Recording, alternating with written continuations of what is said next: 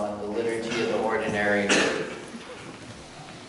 we couple the reading from Genesis about God's rest from creation with words of invitation from Jesus from Matthew's Gospel. I invite you, if you'd like, turn with me to Matthew 11, verses 25 through 30, as I read these words from Jesus. And as we turn to the Word, let us turn to God in prayer. Gracious God, as we come to you, we do ask that you take what we have brought in here, and may that be our offer of burden to you, and that you clear free our heart of what was done and left undone last week, what we have planned for next week or even this afternoon. And you just clear it away, and just for right now, help us be in the moment. Help us to listen to and gain nourishment from your word as it is read, preached, proclaimed. All this we ask in Jesus' name. Amen. At that time, Jesus said, I praise you, Father, Lord of heaven and earth, because you have hidden these things from the wise and the learned, and you have revealed them to little children. Yes, Father, for this is what you were pleased to do. All things have been committed to me by my Father. No one knows the Son except the Father, and no one knows the Father except the Son and those to whom the Son chooses to reveal him. Come to me, all you who are weary and burdened, and I will give you rest. Take my yoke upon you and learn from me, for I am gentle and humble in heart, and you will find rest for your souls. For my yoke is easy and my burden is light. The word of the Lord. Thanks be to God.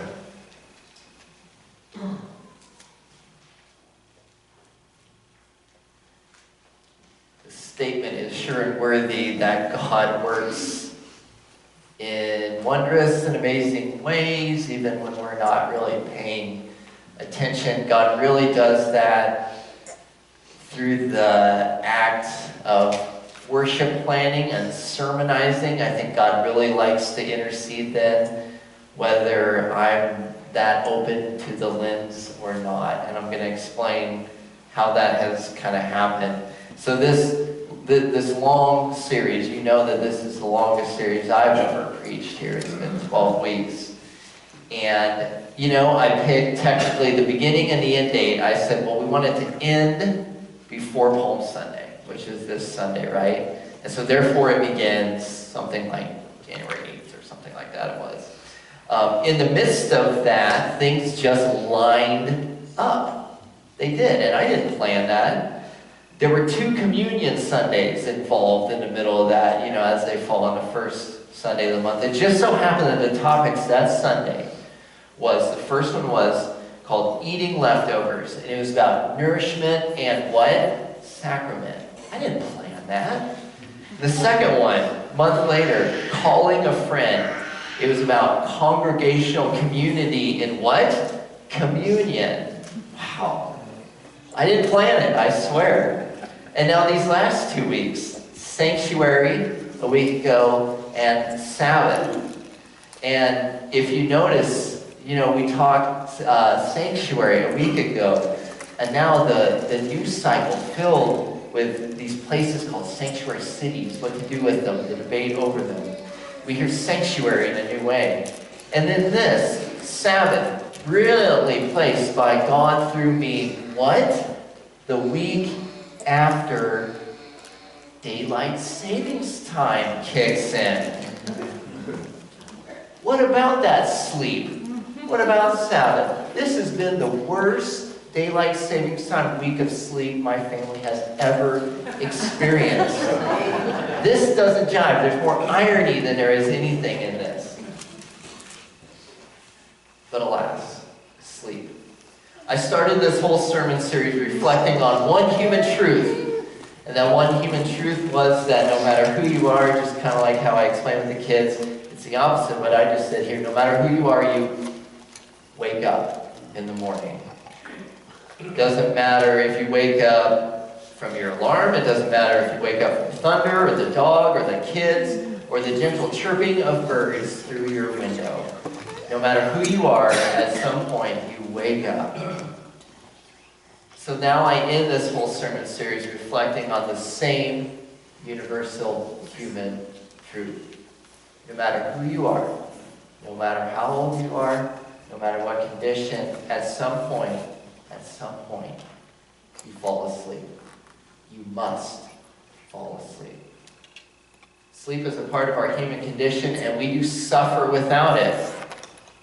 Do we know how much we even suffer without it? I wonder sometimes. Well, we suffer so much that, keeping a person awake forcefully for long periods of time, that is a legitimate form of torture for a person. We suffer. The human body cannot function without sleep. The author, Morin, notes that studies have shown, and life agrees, that when it comes to sleep, you may not have thought about it, but now you do, that we humans, we've carved out patterns for ourselves in our ritual for sleep. Now, these patterns had a rhythm when our grown-ups were sleep training us, and they have a repetition and a rhythm now that you are an adult, now in your life as you have your rhythm, as you now sleep train children, perhaps, as we ourselves go to sleep of a night. What is your pattern? I know you have a pattern. We have a pattern when we wake up. You have a pattern when you go to bed at night. Like no time before, really in history, do we concern ourselves, I think, with our sleep. We have studied the effects, and we know a lot of what too little sleep does. We have identified that which disrupts sleep. We have identified the best sleeping environments: a cold room, a really dark room, white noise. We try to aid our sleep, and most of us just don't straight up get enough of it. So Warren is right when she notes, when it comes to habits, our sleep habits, they both reveal our shape. They both reveal and shape our loves. Okay, a decent indicator of what we love, when you think about it, is that which we are willing to give up sleep for. She writes, I love my kids, so I sacrifice my sleep for them often. She nurses her baby, or she comforts their eldest after a nightmare, or when they come into your bed at night. She goes on, but my willingness to sacrifice sleep, it also reveals less noble loves. She says, I stay up later than I should, drowsy, collapsed on the couch, vaguely surfing the internet, watching cute puppy videos. Or I stay up, I try to squeeze more activity into the day, to pack it with as much productivity as possible.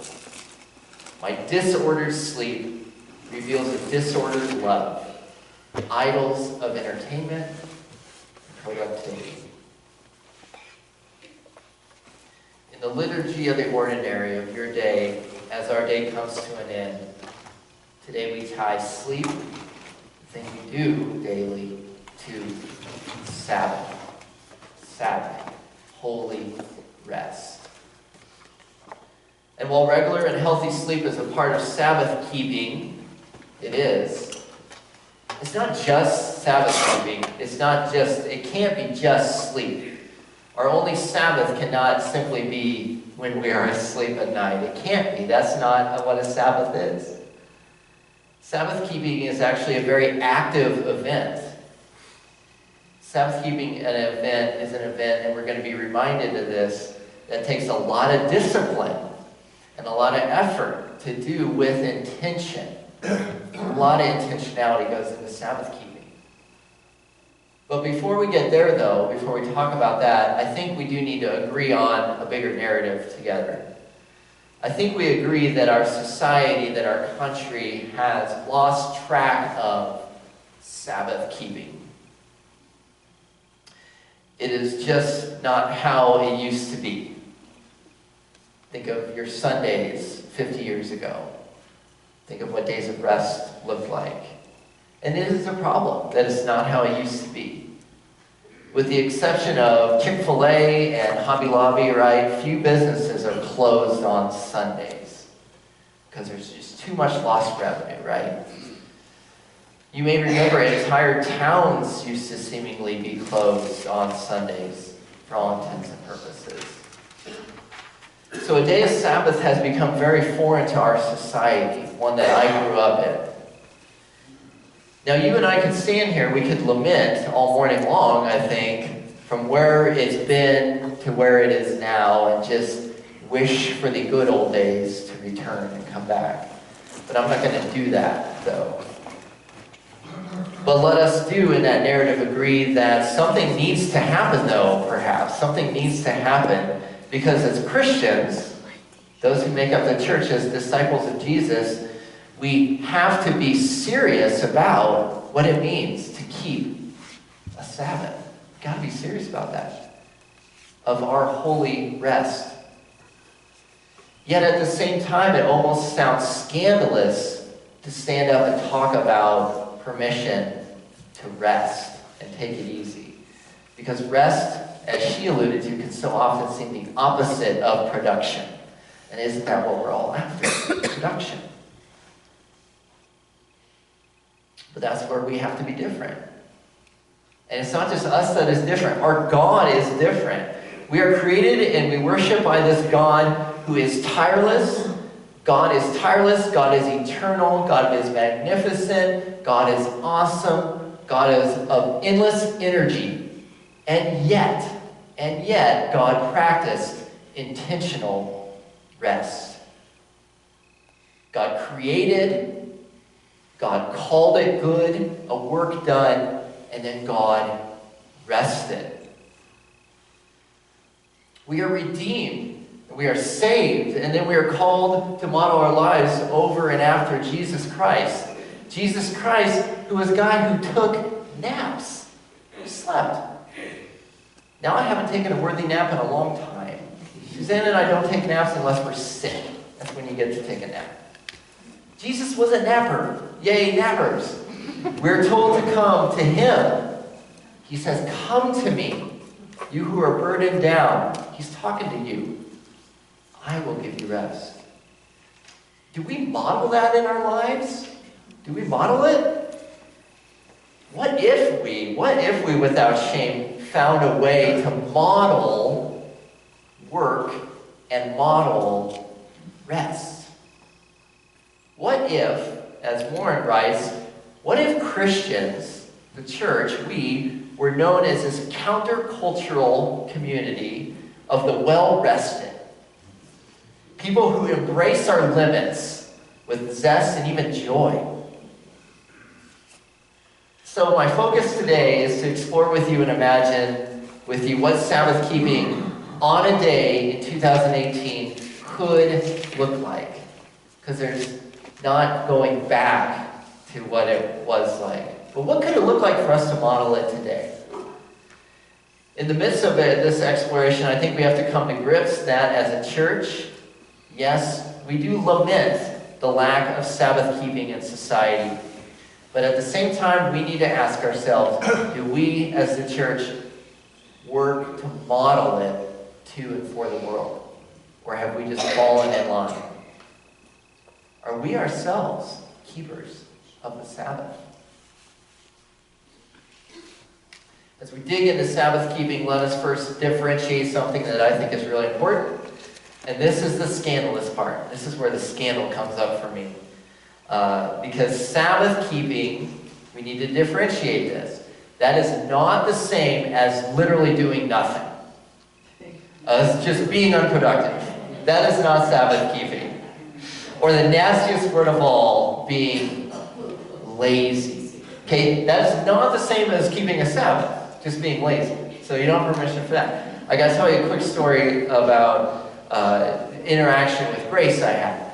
We go for walks, and we walk around, and we walk along Bob Boozer, and we walk along Center Street, and when you go on walks, especially after winter. Man, there is a lot of just yucky litter, trash, and it's always present, and it's always there. And so we do our best. We take a little bag with us, and when it's not too gross, we pick it up and, try to model it. She one day asked, well, why do people litter? Why do they do it? A good question, right? Why do they do it? And I was just at my wit's end, I said, you know what? Because they're lazy. That's why they do it. That was my answer. So from now on, whenever we walk around, she remembered that, and now when we see trash, and she goes, someone threw that there because they're lazy. I said, well, yeah, that is true, yeah. So lazy is not the goal in Sabbath keeping. Now, I know sometimes trash gets blown out of trash cans and all that, but sometimes it just got thrown there. So there's a huge difference between those things. And the difference, I'm telling you, it's not just my opinion. The difference has everything to do with God. Sabbath keeping is resting. It is. There is a difference between that and just doing nothing. The difference between Sabbath keeping and just flat out doing nothing is that through the Sabbath, through the holy rest, it is God who is at work then regenerating your mind, your body, and your spirit. While you Sabbath, God regenerates. True Sabbath rest is us allowing God to take our tiredness in a life of service and work and then to breathe new life into it through rest. So our view of rest must be shaped by the action, the activity, and the holiness of God. It must be. Think of a good farmer and a field that lays at rest for a season. What's happening in that field? Just literally nothing? No. We know that there's a lot going on microscopically, naturally. That field is not just doing nothing. That field is being prepared to be very useful in the future. Nature is at work. God is at work. Regeneration is happening. So there is a big difference between Sabbath keeping and between doing nothing or just wasting time. It's hard for me to personally imagine watching TV for hours on end, mindlessly staring, and then feeling regenerated by God on the other end of that activity. Sabbath is different. Sabbath is intentional. Sabbath is disciplined rest. So what does Sabbath keeping look like for you in 2018, where you are in your lives? What could it be? What could Sabbath keeping be for you? What does rest from your work so that God can act and regenerate look like and feel like to you? That is something for you to consider. I thought today I would share some of the ways I seek to find Sabbath in my day. Am I perfect? Am I a perfect Sabbath keeper? Oh, no. I don't want you to think I am. But I want to tell you a little bit about what I try to do. My day of Sabbath is Thursday. Kind of a strange day of Sabbath, kind of a strange day for ministers to have Sabbath or day off. But mine is Thursday. Now, I certainly don't do nothing, as I just said, what Sabbath isn't, as it is my long solo day at home with both girls. Suzanne works all day that day, so it is dad duty on Thursday. So I couldn't mindlessly just check out and watch anything or read something if I ever even wanted to on Thursday, okay? But I do what I do even while parenting. And this is important to Sabbath keeping, is place boundaries between myself and that which is my work, though. And that is crucially important as you seek to find your way of keeping Sabbath. What boundaries need to be placed between you and that which is your work so you may be regenerated? To keep the Sabbath, one must create boundaries from work, and more so, we've discussed this in 2018, I think, than ever before, because of our accessibility and because of our connectedness, more than ever before. So one of those boundaries for me is email. Now I need to clarify something as I bring up email, okay? Because you remember the whole email sermon, if you were here for that one, and I embarrassed myself by saying I have almost 1,000 unanswered emails. I did not clarify that day. I have a work email, and I have a personal email. That was my personal email that had 1,000 unanswered emails. My work email has 0 unanswered emails, okay? Afterwards I thought, what are they thinking about? So I want you to know that, all right? My work email is one that I try and don't always succeed as. Maybe you have work email, maybe you have home email. You try to differentiate the two, but they end up, okay. So work email is one that I keep boundaries on. If you email me anytime, kind of from Wednesday evening, throughout the day, Thursday, most likely you will not get a response until Friday. I keep my boundary from email. I don't even open the church laptop on Thursdays. Now, I do believe that Jesus redeemed the Sabbath, right? Jesus, what did he do on the Sabbath some of the days that got him in big trouble? He healed, he talked to people, he hung out with people he wasn't supposed to. So that wasn't him breaking the Sabbath. That was Jesus redeeming, fulfilling the Sabbath. So I will pick up the phone if the phone rings. I will answer a text if it's something that is going on with my community of faith on the Sabbath. But if it's an email, I'm probably not going to get it until Friday. They can wait forever. Another practice that I do, this is for some more than others, but it's for me, is the resistance on those days of social media and news. I couple those things together. I access them kind of the same way. I have to remind myself that I will be okay, and the world is going to be okay for one day, it will be, if I don't know everything that's going on in it. If I don't know everything that's going on in my friends' lives and in the world, it's going to be okay. Because you know why? You got to remember, God is at work in my rest. God is at work in the world, whether I'm paying attention to it or not. And if I don't believe that, then that, my friends, I have a crisis of faith. God is at work, whether I'm on the phone checking in or not. Another thing I do is I pick a specific project or two that I will make sure that I accomplish by the end of the day. Okay, now, I don't want to be hypocritical here and talk about not working and then now all of a sudden I'm working. But this is different. I'm going to explain how. One thing I do is I clean, but not like you would think of cleaning. Not just necessary cleaning, although that's what I do, but it's the mindfulness behind it. I clean that day with the attitude that I model God in that I create what God did, which is order out of chaos, right? What can I take chaotically, messy, and make order in it? Not the whole house, not everything. I'm not scrubbing the bathroom. But what can I take that is chaotic and make it orderly? And then what can I look at it when I'm done and say, this is a good finished job? And then I have a chore or two. In our family, laundry is a good example of that. Laundry that's piled up. I do laundry, I fold the laundry, I put the laundry away. It is complete. I call it good. And then I rest from it. So what does your Sabbath look like? What is your holy rest? Can you even imagine what it might look like? Maybe that's where we're beginning at.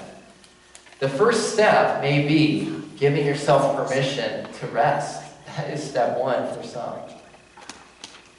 Because you're giving yourself permission, that's not even the first permission that you need. Because, friends, the permission has already been given to you by God. When you are resting in holy rest, you are modeling God and you are listening to Jesus, who has told you to come. Jesus said, come to me, you who are tired and you who are heavy burdens, and I will give you what? I will give you rest. What could happen if we, the church, remembered how to, and we worked to redeem rest? What might that message sound like to an exhausted and distracted world? Do you think that might sound like a good, worthy message to a lot of people out there? I sure do. What if the church modeled Sabbath keeping, rest, and the importance of, my golly, a good night's sleep every night? Maybe ordinary day by ordinary day, we would see God's overwhelming presence then in our day, in our rising, in all things that we do, in our sleeping, and in our getting up. She reminds me in her chapter that the Jewish day begins at sundown in the evening. The day begins theologically with the faith and the knowledge that the first thing that we accomplish in our day is what? Rest. And then that there's great faith in that, knowing that God is moving while we are not. What if our day began at sundown with rest and then carried on to the next? As our journey through an ordinary day comes to an end, I want to thank you for joining me, letting me do this, taking up all these sermons.